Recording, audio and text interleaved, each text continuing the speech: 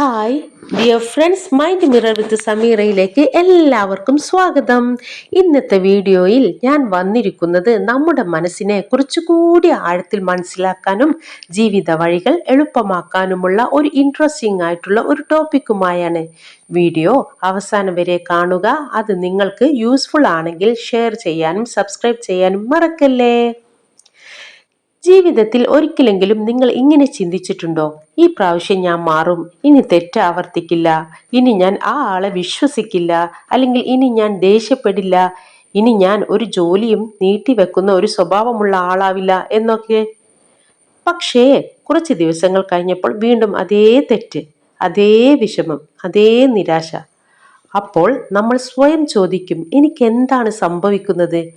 മറ്റുള്ളവർ മാറുമ്പോൾ എനിക്ക് മാത്രം എന്തുകൊണ്ട് മാറാൻ പറ്റുന്നില്ല എന്ന്. സത്യം പറയട്ടെ, ഇത് ബുദ്ധിക്കുറവിന്റെ പ്രശ്നമല്ല, മനസ്സിന്റെ പ്രശ്നമാണ്. ഇനി തെറ്റ് എന്തുകൊണ്ട് നമ്മൾ ഇങ്ങനെ ആവർത്തിക്കുന്നു എന്ന് നോക്കാം. നമ്മൾ എന്ത് ജോലിയിൽ ഏർപ്പെടുമ്പോഴും എന്ത് കാര്യം ചെയ്യുമ്പോഴും നമ്മുടെ ബ്രെയിൻ ഒരു പ്രത്യേകം വഴികൾ ഉണ്ടാക്കി വെക്കുന്നുണ്ട്. നമ്മുടെ തലച്ചോറിനുള്ളിലുള്ള വിവരങ്ങൾ ശേഖരിക്കുന്ന ചെറിയ വഴികളാണവ. ഉദാഹരണത്തിന്, ഒരു വയലിലൂടെ ആദ്യമായി നടക്കുമ്പോൾ വഴി കാണില്ല. ആ വഴിയിലൂടെ ദിവസവും നടന്നാൽ ഒരു വ്യക്തമായ പാത രൂപപ്പെടുന്നത് കണ്ടിട്ടില്ലേ? പിന്നീട് എല്ലാവരും ആ വഴിയാണ് തിരഞ്ഞെടുക്കുന്നത്. നമ്മുടെ മസ്തിഷ്കം ഇതുപോലെയാണ്. നമ്മൾ ഒരു ചിന്തയോ ശീലമോ പ്രതികരണമോ വീണ്ടും വീണ്ടും ആവർത്തിക്കുമ്പോൾ ആ പ്രവർത്തനത്തിനായി മസ്തിഷ്കത്തിൽ ഒരു ന്യൂറൽ പാത്വേ കൂടുതൽ ശക്തമാകുന്നു. പിന്നെ അതേ സാഹചര്യത്തിൽ ബ്രെയിൻ സ്വാഭാവികമായും പഴയ വഴിയാണ് തിരഞ്ഞെടുക്കുന്നത്. ഉദാഹരണത്തിന്, ആരെങ്കിലും വിമർശിച്ചാൽ ഉടൻ ദേഷ്യപ്പെടുക, ടെൻഷൻ വന്നാൽ ഉടൻ ഫോൺ എടുത്ത് സോഷ്യൽ മീഡിയ നോക്കുക, വിഷമം വന്നാൽ അമിത ഭക്ഷണം കഴിക്കുക, ബോധരഹിതരായി വീഴുക. ഇവ ഒരിക്കൽ മാത്രം സംഭവിക്കുന്നതല്ല. പലതവണ നമ്മൾ ആവർത്തിക്കുമ്പോൾ നമ്മുടെ ബ്രെയിൻ ഇതാണ് എനിക്ക് പരിചിതമായ വഴി എന്ന് പഠിച്ചെടുക്കുന്നു. അതുകൊണ്ടാണ് പഴയ തെറ്റുകൾ വീണ്ടും വീണ്ടും ആവർത്തിക്കപ്പെടുന്നത്. എത്ര കൂടുതൽ ആവർത്തിക്കുന്നുവോ അത്രയും ആ വഴി വിശാലമാകും. എന്നാൽ ഒരു സന്തോഷ വാർത്ത എന്തെന്നാൽ, പുതിയ നല്ല ശീലങ്ങൾ സ്ഥിരമായി പരിശീലിച്ചാൽ പുതിയ വഴികളും ബ്രെയിൻ ഉണ്ടാക്കും. അതുകൊണ്ടാണ് മാറ്റം സാധ്യമാകുന്നത് എന്ന് പറയുന്നത്. 2. Childhood programming.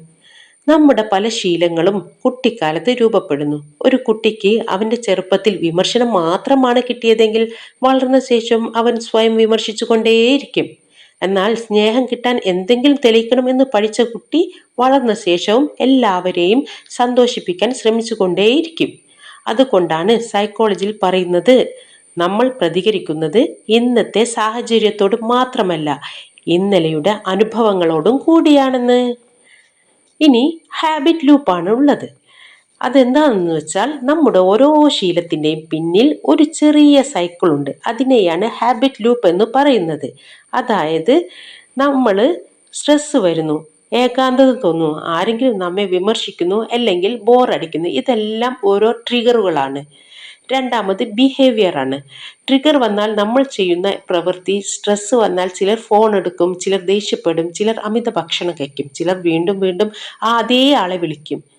ഇനി മൂന്നാമത്തത് റിവാർഡാണ്. മേൽ പറഞ്ഞ പ്രവൃത്തിക്ക് ശേഷം നമ്മുടെ ബ്രെയിന് ചെറിയൊരു ആശ്വാസം കിട്ടും. ഉദാഹരണത്തിന്, സ്ട്രെസ് വന്ന സമയത്ത് 5 മിനിറ്റ് ഇൻസ്റ്റാഗ്രാമിൽ നോക്കിയപ്പോൾ മനസ്സിന് വല്ലാത്ത ആശ്വാസം തോന്നി. ബ്രെയിൻ വീണ്ടും അതോർക്കും. വീണ്ടും സ്ട്രെസ്സിലാവുമ്പം ബ്രെയിൻ പറയും, അതുപോലുള്ള അവസ്ഥ വന്നപ്പോൾ ഫോൺ നോക്കിയപ്പോൾ നല്ല ആശ്വാസം തോന്നിയില്ലേ, വീണ്ടും അത് തന്നെ ചെയ്യാമെന്ന്. ഒരേ തെറ്റ് വീണ്ടും വീണ്ടും ആവർത്തിക്കുന്നത് അങ്ങനെയാണ്. എന്നാൽ ഒരു സന്തോഷ വാർത്ത ഉള്ളതെന്നാൽ, നമ്മുടെ ബ്രെയിൻ പഴയ ശീലങ്ങളല്ല, പുതിയ ശീലങ്ങൾ സ്ഥിരമായി പരിശീലിച്ചാൽ പുതിയ വഴികളും ബ്രെയിൻ ഉണ്ടാക്കും എന്ന് പറയുന്നു. ഇതിനെ നമ്മൾ ന്യൂറോ പ്ലാസ്റ്റിസിറ്റി എന്ന് പറയുന്നു. അതായത്, നമ്മൾ എടുക്കുന്ന ചെറിയ മാറ്റത്തിനുള്ള തീരുമാനം പോലും നാളത്തെ നമ്മുടെ തലച്ചോറിനെ മാറ്റാൻ കഴിയും എന്ന്.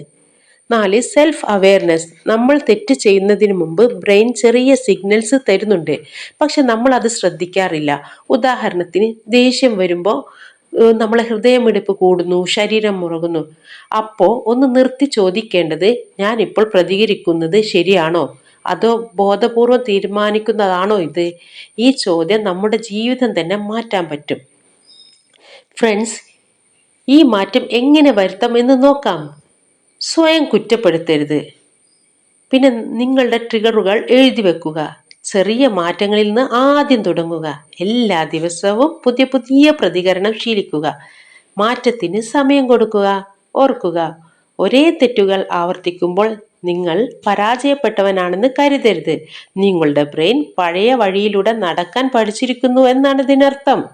ഇനി മുതൽ ഓരോ തെറ്റിലും സ്വയം വെറുക്കാനുള്ള കാരണമായി കാണരുത്.